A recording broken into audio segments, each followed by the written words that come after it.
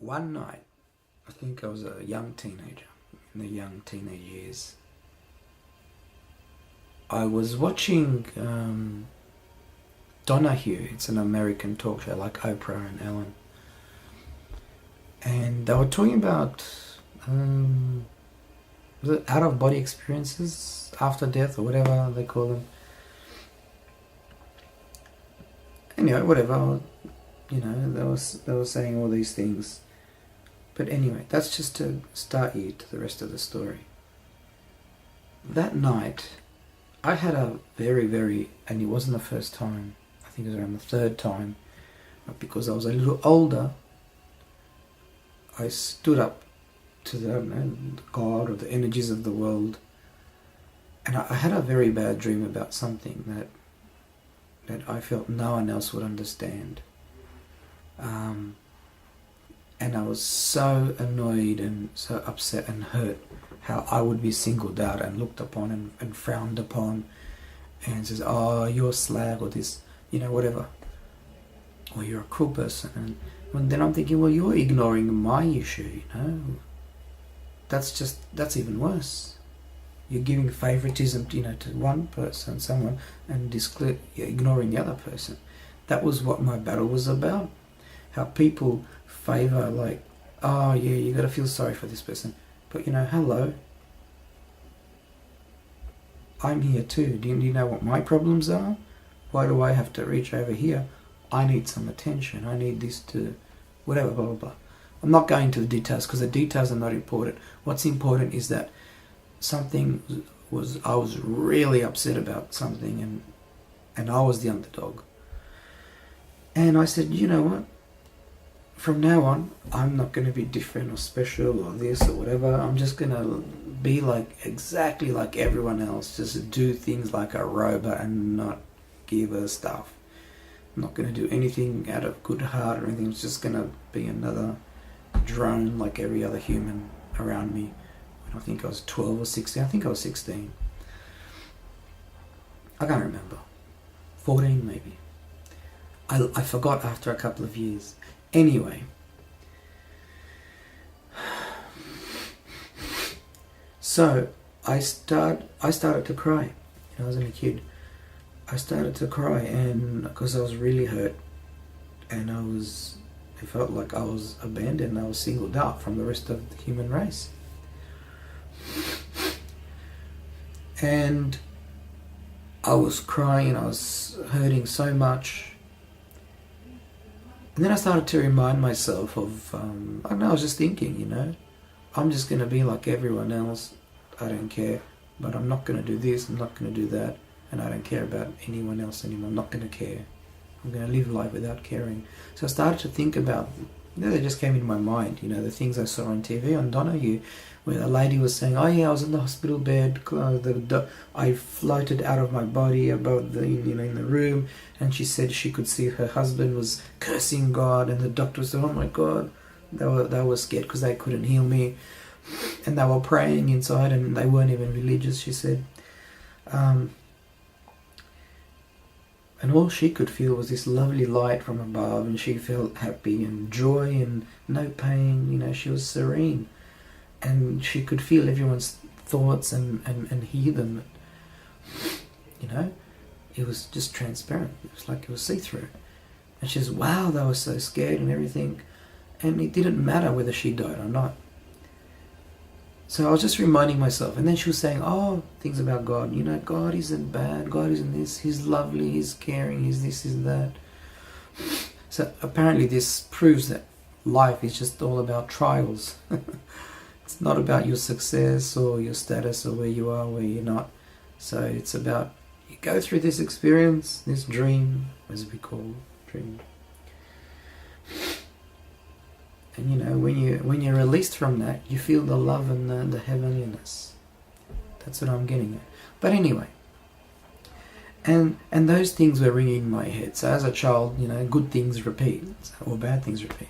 So I was repeating the good things. Oh, God cares for you. He doesn't want to hurt you. He doesn't want to do blah, blah, blah. And all these kind of things. And I'm thinking, if that was true. But anyway, I could sense, all right, I have to paint a picture now. I have a square bedroom. A large double bed.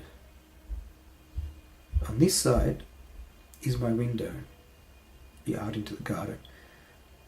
On this side, and it was the middle of the night, I don't know, 2, 3 o'clock in the morning, probably 2, 1. On this side was the wall, and then my parents' room. In front was the bathroom and the rest of the house. So behind me was the end of the house.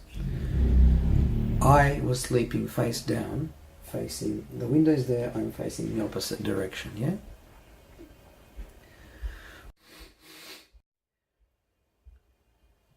I don't know, it was like as if I was looking out the window.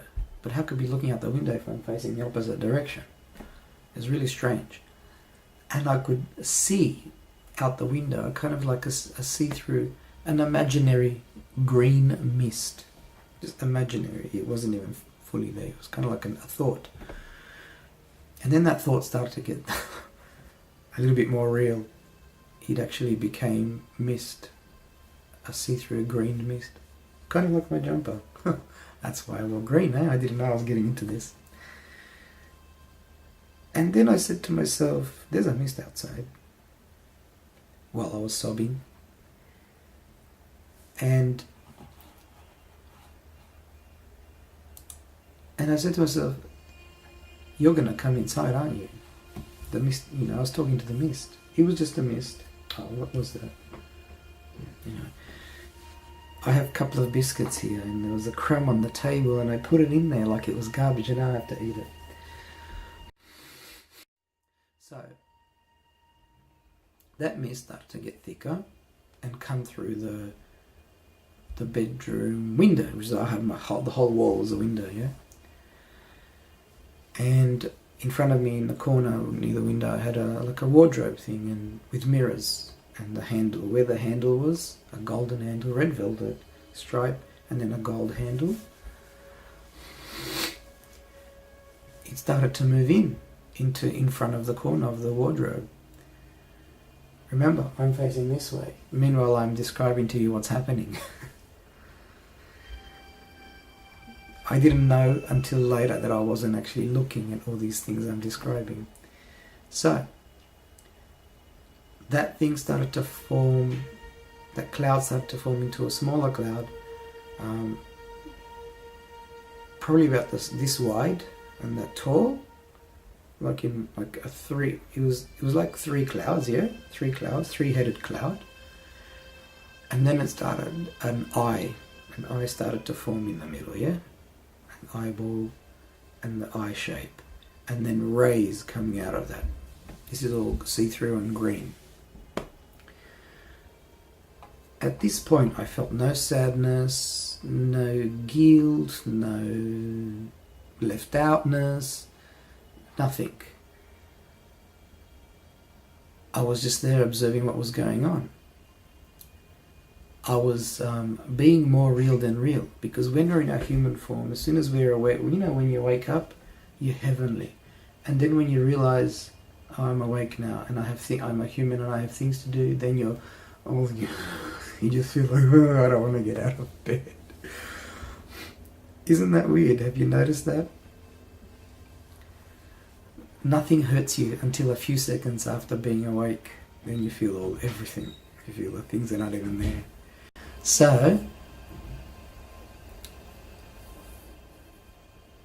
that image, which I was not looking at but I could see,